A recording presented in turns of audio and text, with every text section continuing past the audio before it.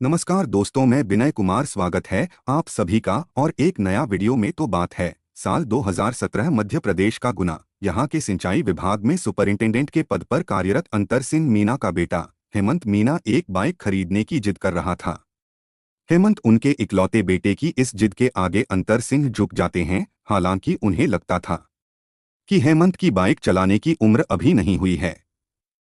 आर्थिक रूप से यह परिवार बेहद मजबूत था और गुना की सबसे अमीर परिवारों में से एक माना जाता था। हेमंत ने एक सेकंड हैंड बाइक पसंद की थी जिसकी कीमत 50,000 थी। उसने बाइक के सारे दस्तावेज चेक कर लिए थे। पैसे लेकर वह अपने दोस्त हनी दुबे के साथ बाइक लेने के लिए घर से निकल पड़ा। तय हुआ था कि हेमंत 1 से 1.5 घंटे में घर वापस आ जाएगा, लेकिन इसके बाद जो हुआ उसने इस मामले को रहस्यमय बना दिया। शाम हो गई लेकिन हेमंत घर नहीं लौटा। चिंतित पिता अंतर सिंह ने हनी दुबे को फोन किया। हनी ने बताया कि हेमंत उसे काफी पहले उसके घर छोड़ गया था और फिर वह अपने घर की ओर निकल गया। लेकिन अंतर सिंह ने कहा कि हेमंत घर नहीं पहुंचा। परेशान पिता ने हर जगह अपने बेटे को ढूंढने की कोशिश की। जब कोई सुराग नहीं मिला तो उन्होंने पुलिस में शिकायत दर्ज कराने का फैसला किया। क्या हेमंत और हनी के बीच कुछ हुआ था? क्या बाइक से जुड़ी कोई अनहोनी हुई या फिर कहानी में कोई और छुपा हुआ पहलू था? इस रहस्य की परतें धीरे धीरे खुलेगी, तो बने रहिए, क्योंकि यह मामला जितना सादा दिखता है उतना है नहीं। यह कहानी जैसे जैसे आगे बढ़ती है उतनी ही रहस्यमय होती जाती है। अंतर सिंह मीना ने जब अपने बेटे हेमंत को पूरी रात ढूंढने की कोशिश की लेकिन नाकाम रहे, तो अगले दिन यानी 18 मई 2017 को वे पुलिस स्टेशन पहुंचे। पुलिस को उन्होंने सारी बातें बताई। कैसे हेमंत अपने दोस्त हनी दुबे के साथ बाइक लेने गया था, कैसे वह वापस नहीं लौटा और हनी ने क्या कहा। पुलिस ने इस मामले को पहले हल्के में लिया।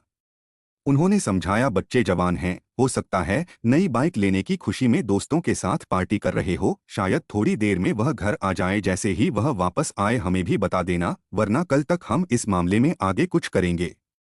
निराश लेकिन उम्मीद में अंतर सिंह घर लौट आए। हालांकि वे अपनी तरफ से हर संभव कोशिश करते रहे कि किसी भी तरह अपने बेटे का पता लगा सके, लेकिन बदकिस्मती से कोई सुराग नहीं मिला। उस रात घर का माहौल बेहद भारी था। माता पिता अपने इकलौते बेटे के लिए परेशान थे। 19 मई की सुबह एक नई मुसीबत। अंतर सिंह के फोन पर एक अज्ञात कॉल आई। कॉलर ने कहा, तुम्हारा बेटा हमारे कब्जे में है। अगर उसे वापस चाहते हो तो फिरौती के रूप में पैसे देने होंगे। कॉल कटने के साथ ही अंतर सिंह मीना घबराहट में पुलिस स्टेशन की ओर दौड़े। पुलिस को उन्होंने कॉल की बात बताई। इसके बाद पुलिस ने सबसे पहला सवाल किया, हेमंत के दोस्त कौन कौन हैं? अंतर सिंह ने पुलिस को बताया कि हेमंत के 4 दोस्त हैं।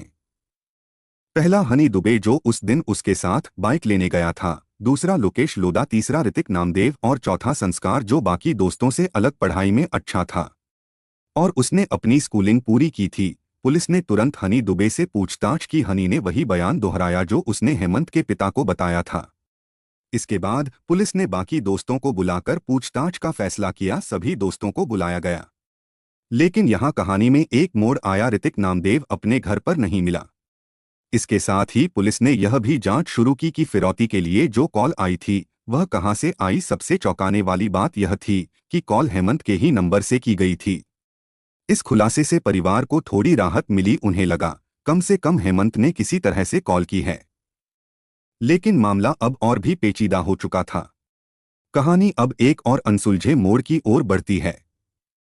पुलिस को हेमंत के फोन की लोकेशन ट्रेस करते हुए पता चला कि वह इंदौर में एक्टिव था।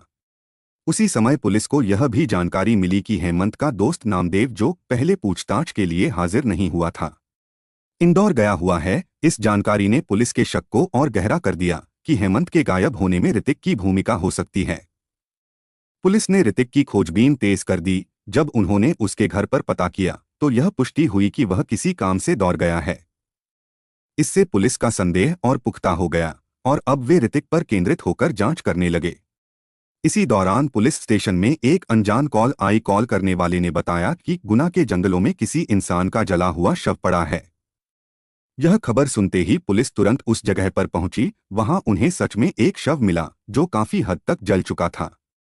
शव किसी युवा लड़के का लग रहा था, लेकिन यह पुष्टि करना जरूरी था कि यह शव हेमंत का है या किसी और का।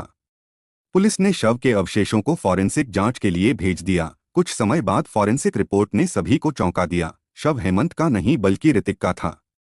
जिस व्यक्ति पर पुलिस को सबसे ज्यादा शक था वही इस दुनिया से जा चुका था। अब केस और उलझ गया था। हेमंत का अभी भी कोई सुराग नहीं मिला था और ऋतिक की मौत ने रहस्य को और गहरा कर दिया। जैसे जैसे यह मामला आगे बढ़ता गया, रहस्य और गहराता गया। पुलिस अब उलझन में थी कि किससे पूछताछ की जाए और इस पूरे मामले की जड़ तक कैसे पहुंचा जाए। हेमंत 18 मई को गायब हुआ था और 19 मई को ऋतिक की जली हुई बॉडी जंगल में मिली थी। पुलिस ने ऋतिक की बॉडी को जंगल से उठाते समय एक फोन बरामद किया जो किसी और का नहीं बल्कि हेमंत का था। यह फोन मिलने से पुलिस ने अंदाजा लगाया कि फिरौती के लिए जो कॉल की गई थी वह जानी पहचानी लगी थी। उन्होंने शक जताया कि कॉल करने वाले ने अपनी आवाज को छुपाने के लिए कोई कपड़ा मुंह पर रखा होगा, लेकिन वे लगभग पक्के थे कि यह ऋतिक की ही आवाज थी। पुलिस का शक अब हेमंत के बाकी दोस्तों की ओर बढ़ गया। उनका मानना था कि अगर ऋतिक ने हेमंत का अपहरण किया था तो वह यह सब अकेले नहीं कर सकता था, उसे किसी और का साथ जरूर मिला होगा और यह मदद उसके दोस्तों से ही आई होगी। जांच के बीच 20 मई को पुलिस को एक और कॉल मिली। कॉल में बताया कि गुना के जंगल में एक और जला हुआ शव मिला है। पुलिस को फिर से आशंका हुई कि यह शव शायद हेमंत का हो। पुलिस हेमंत के माता पिता को लेकर मौके पर पहुंची, लेकिन जैसे ही उन्होंने शव देखा उसकी हालत बहुत खराब थी, पहचान करना असंभव था। फॉरेंसिक लैब ने जब जांच की तो यह खुलासा हुआ कि यह शव भी हेमंत का नहीं था, बल्कि यह हेमंत और ऋतिक के एक और दोस्त मुकेश लोधा का था। यह एक और चौंकाने वाला मोड़ था।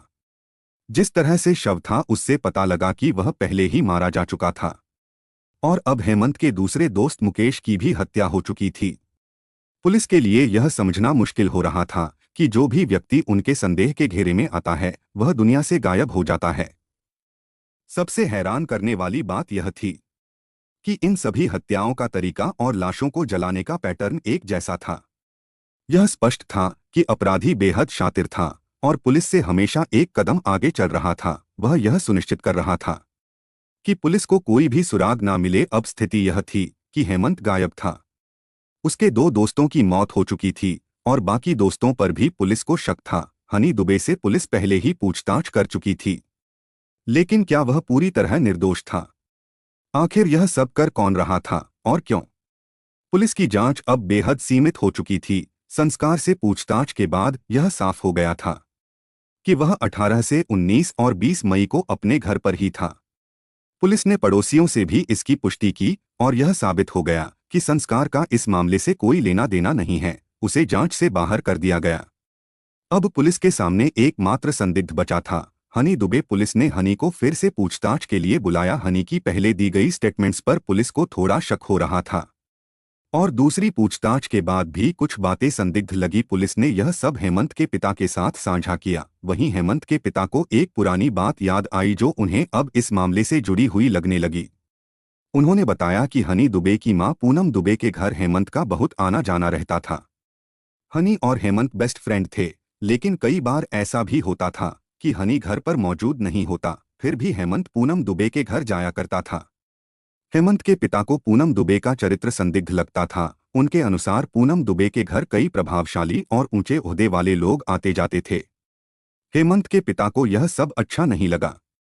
उन्होंने कई बार हेमंत को वहां जाने से मना किया क्योंकि उन्हें डर था कि हेमंत गलत संगति में पड़ सकता है, लेकिन हेमंत ने उनकी बात कभी नहीं मानी। अब पुलिस के लिए मामला और पेचीदा हो गया। क्या हनी और पूनम दुबे का इस केस से कोई संबंध था? क्या हेमंत के बार बार पूनम दुबे के घर जाने का कोई खास कारण था? और क्या यह सब उस रहस्यमय साजिश का हिस्सा था जो हेमंत के गायब होने और उसके दोस्तों की मौत से जुड़ा हुआ था? जैसे ही पुलिस ने पूनम दुबे को पूछताछ के लिए बुलाने की तैयारी की, पुलिस स्टेशन में अप्रत्याशित घटनाएं शुरू हो गई। पूनम के पक्ष में कई प्रभावशाली लोगों के कॉल्स आने लगे जो पुलिस पर दबाव डाल रहे थे कि उन्हें पूछताछ के लिए ना बुलाया जाए। यह हरकतें पुलिस के शक को और बढ़ाने लगी। आखिरकार पूनम को पुलिस स्टेशन बुलाया गया और जांच शुरू हुई। पूनम स्टेशन पहुंचते ही रोने लगी। उन्होंने खुद को निर्दोष बताते हुए कहा कि हेमंत उनके बेटे जैसा था और बाकी के दोस्त भी उनके लिए हनी की तरह ही थे। लेकिन पुलिस का शक बढ़ता गया। पूनम और हनी दोनों से एक ही समय पर पूछताछ की गई और दोनों के बयान मेल नहीं खा रहे थे। जब दबाव बढ़ा तो पूनम ने सच उगल दिया। उनका खुलासा चौंकाने वाला और भयावह था। पूनम, जो अपने बेटे हनी के साथ ग्वालियर में रहती थी, अपने पति से अलग हो चुकी थी। उन्हें पैसे और लग्जरी जिंदगी का शौक था और वह इसे हासिल करने के लिए किसी भी हद तक जाने को तैयार थी। गुना में शिफ्ट होने के बाद पूनम को हेमंत के पिता अंतर सिंह मीना के बारे में पता चला, जो एक बेहद अमीर व्यक्ति थे।